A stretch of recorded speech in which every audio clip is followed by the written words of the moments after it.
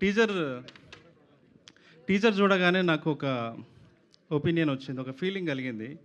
ఏంటంటే వీళ్ళు ఖచ్చితంగా ఈ సినిమాని ఏదో క్యాజువల్ యాటిట్యూడ్తో తీసుకున్న సినిమా కాదు.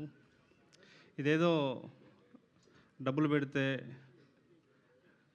రిలీజ్ చేస్తే మనకేదో డబ్బులు వస్తాయని చెప్పేసి కమర్షియల్ థాట్తో తీసిన సినిమా కాదు ఇది.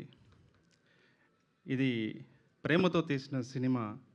ఇది ప్రాణం పెట్టి తీసిన సినిమా. ఇందులో జీవితం ఉంది.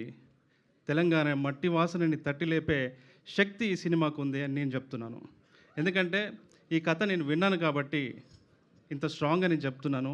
టీజర్ చూస్తుంటే కథలో ఉన్నటువంటి ఇంటెన్స్ని, కథలో ఉన్నటువంటి ఫిలాసఫికల్ బేస్ని ప్రాపర్గా డిపెక్ట్ చేస్తున్నారు